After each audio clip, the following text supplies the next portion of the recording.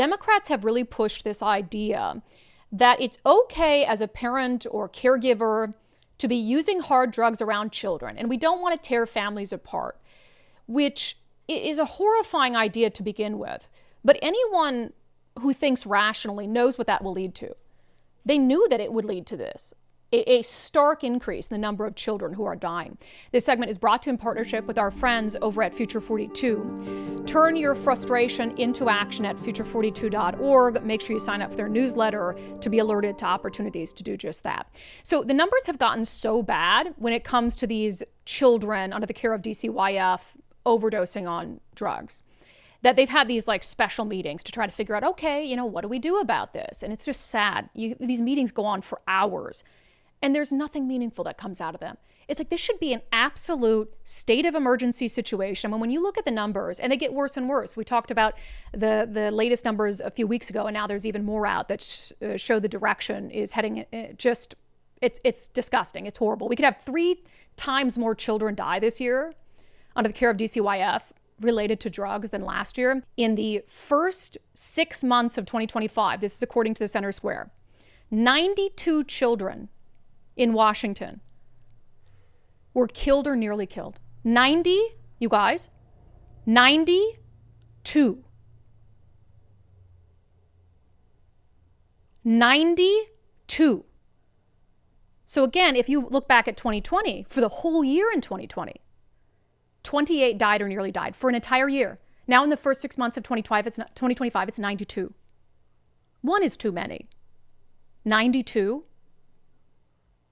So they had this emergency meeting with DCYF, asinine. And Nicole, God bless her heart, was like trying to listen to anything meaningful that Democrats had to say about how we're going to fix this. Let's see. So Patrick Dowdy's the director of OFCO. He told board members that they've updated the numbers from Q1.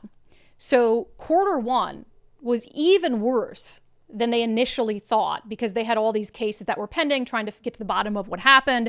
So the Q1 numbers that I gave you a minute ago, 7 fatalities, 20 near fatalities, Patrick Dowd updated those numbers. Both of all of critical incidents, fatality and near fatalities that we received, that went up to 47 in that first quarter of 2025. Yeah, and that's the Department of Children, Youth and Families Oversight Board that Patrick Dowd is with there. And then he adds to those numbers for Q2. Just earlier this week, I looked at our numbers for the second quarter of 2025, and that's not included in this slide, but it showed 45 errors reports regarding child fatalities and near fatalities compared to 47 in the first quarter. Yeah, so we thought the numbers were bad when we shared them with you like 3 weeks ago, and they went back and they amended them, and now they're even worse than that. And we're sitting here having these 4-hour meetings where Democrats don't come away with any meaningful solutions about how they're going to fix this. In fact, there was a clip, I don't think we pulled it, right, with Claire Wilson, Senator Claire Wilson, total lefty, and she's having this, but this could include children who overdosed because they were exposed to like medical grade fentanyl, right?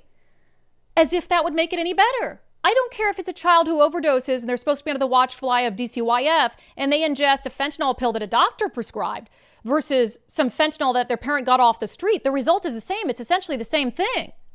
And they're already under the watchful eye of DCYF for a reason. Because there's a concern, right, with the ability of the parent to parent. But in the state, because of the Keeping Families Together Act, we've decided that that's in and of itself is not enough to take the child out of the home. And remember, the only sort of solution that DCYF presented was, we'll give parents free lock boxes to be able to lock up their drugs so that when they're totally zonked out, overdosing, the drugs are locked up in a lockbox. As if anyone who's just ingested fentanyl, be it through a needle or through a pill, is going to have the presence of mind to stop, gather everything up, and lock it in a lockbox before they pass out, leaving their child to just fend for themselves.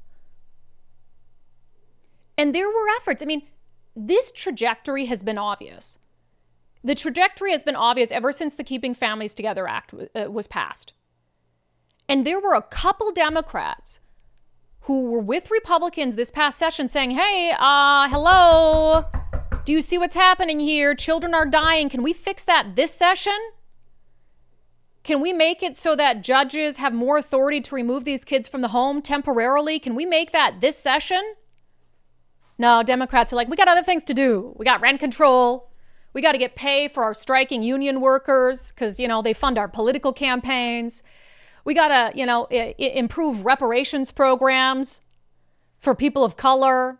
We got to pass all these new taxes. The kids can keep dying. We'll maybe talk about it next year, maybe. But they're not going to unless the public is outraged. As every member of the public should be. It should not be a political issue. Since when is children dying a political issue? Since when is babies dying a political issue? It's insane, this place that we've come to, but they genuinely want to prioritize drug abusers above all else. Like, oh, drug abuse isn't a crime. Like, it's okay, they're there. And when we literally had the chair of the Public Safety Committee in Olympia, Chair Roger Goodman, who was on King 5 News because there were efforts to try to increase the penalties for a parent, the criminal penalties, if their child, overdoses from fentanyl. That was theirs. And Roger Goodman, honest to God, sat across from this King 5 reporter and said, well, we don't want to criminalize a parent who might not have known. They might not have had the presence of mind to know the consequences of their actions. So they just get a get out of jail free card for a child dying? It's crazy stuff, you guys.